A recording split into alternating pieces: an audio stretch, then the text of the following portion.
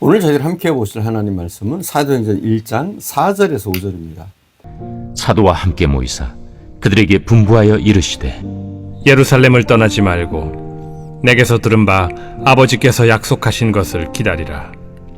요한은 물로 세례를 베풀었으나 너희는 몇 날이 못 되어 성령으로 세례를 받으리라. 여러분, 무엇인가 부족합니까? 무엇인가 모자라다고 생각되십니까? 우리가 성령으로 충만해질 때 모든 것이 채워지는 줄 믿습니다. 하나님 앞에서 성령 받기를 여러분 사모하십니까? 자, 그럼 우리가 성령의 세례를 받으려면 어떻게 해야 합니까? 무엇보다 회개해야 합니다. 첫 번째는 회개. 사도행전 2장 38절로 갈게요. 2장 38절. 제가 봉독해 올겠습니다.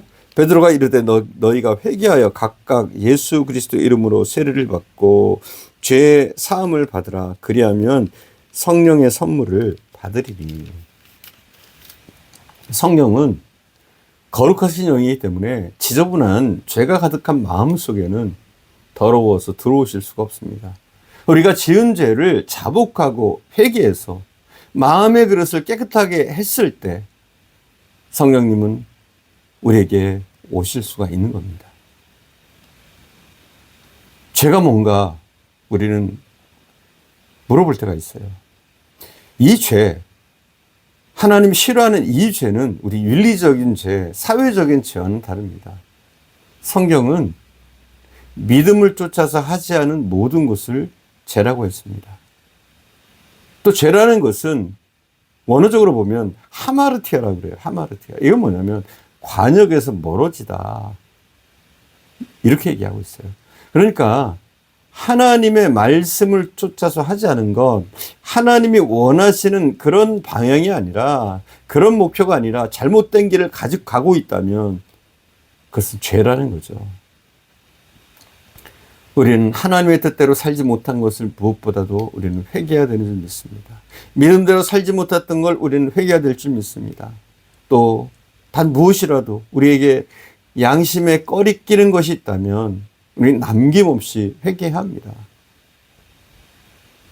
자, 회개가 첫 번째고, 두 번째, 우리가 회개했으면 예수 그리스도를 나의 왕, 나의 주인으로 모셔드리고 그분께 모든 것을 맡겨야 합니다. 이래야 우리는 성령의 세례를 온전히 받을 수 있는 거예요. 계시록 3장 20절에 보니까 이렇게 말씀하고 있어요.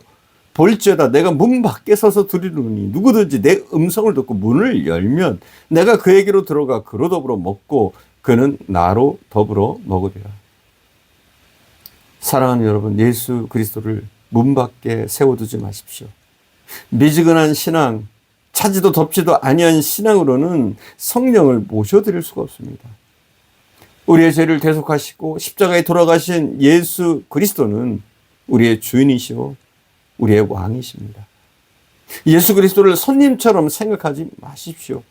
예수 그리스도는 우리를 다스리시고 인도하시는 주님이시오, 우리의 목자십니다. 여러분, 이 시간에 결심합시다. 예수 그리스도를 나의 주, 나의 왕으로 모셔드리겠다고. 예수 그리스도를 모셔드리면 완전히 주께 우리의 삶을 맡겨야 합니다. 나의 삶 전체를 주님께 맡겨드리는 거예요. 우리는 이렇게 기도할 수 있습니다. 하나님 아버지, 제가 바로 여기 있습니다. 저는 하나님의 것입니다. 이제 하나님께 모든 것을 맡깁니다. 하나님의 뜻대로 사용하여 주시옵소서. 우리는 이렇게 기도할 수 있어야 됩니다. 하나님 앞에 온전히 되어질 때 하나님께서 받으시고 불러 응답하시는 겁니다. 내 삶은 이제 나의 것이 아니라 주님의 것입니다. 내 몸은 이제 내 것이 아닙니다.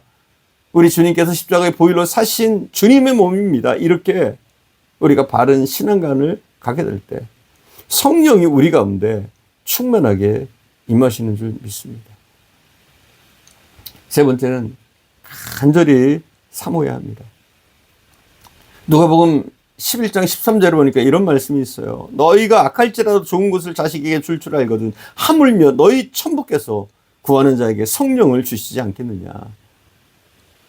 이 구절에서 구한다는 것은 진실하고 강렬한 열망에서 나오는 구함을 이야기합니다. 구하라 그러면 주실 것이요, 찾으라 그리하면 찾을 것이요, 문을 두드리라 그러면 너희에게 열릴 것이니라. 누가복음 11장 9절은 말씀하고 있잖아요. 여러분, 우리가 구하면, 간절히 찾으면 주시는 줄 믿습니다. 우리에게 간절함이 필요한 거예요. 이사야서 44장 3절에는 이렇게 말합니다.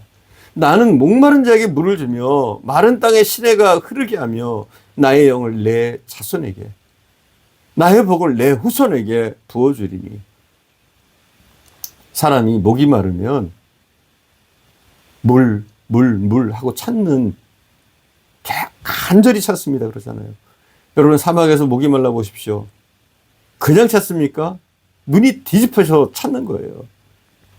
우리에게 이런 성령의 만져주심과 성령의 세례에 대한 이 사모함, 성령의 임하심에 대한 이 사모함을 가지고 살아야 돼요. 성령이 나를 움직여 달라고, 성령이 나를 사용해 달라고, 성령의 능력이 내게 임하게 해 달라고 우리는 갈급하게 찾아야 됩니다. 우리가 물이 필요할 때 우리의 신체의 모든 세포들이 물을 달라고 갈망합니다.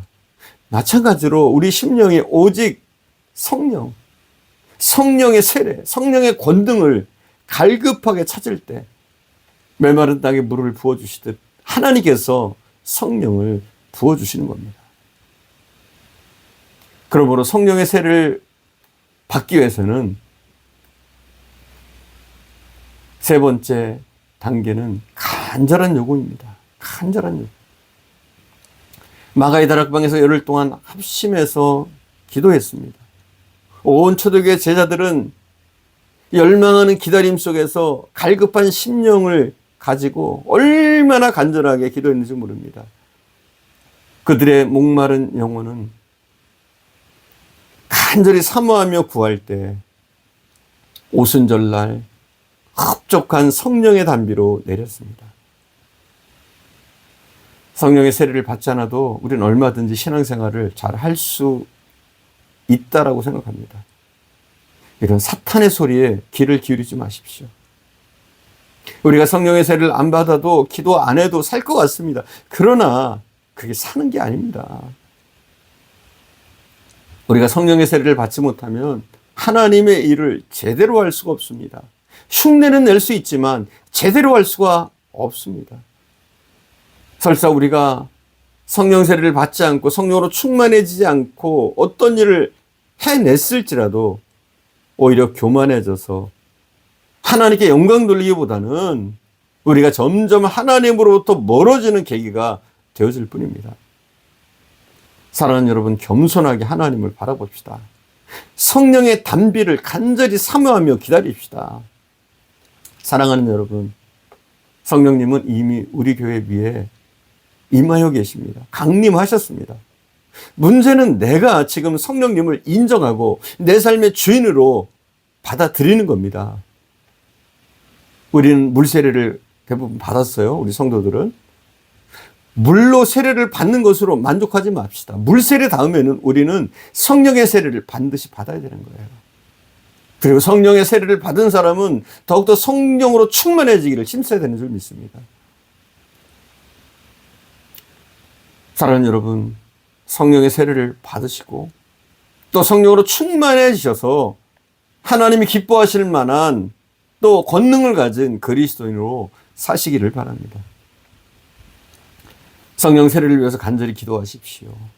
그리고 실망하지 말고 간절히 충만할 때까지 기도에 전력하십시오.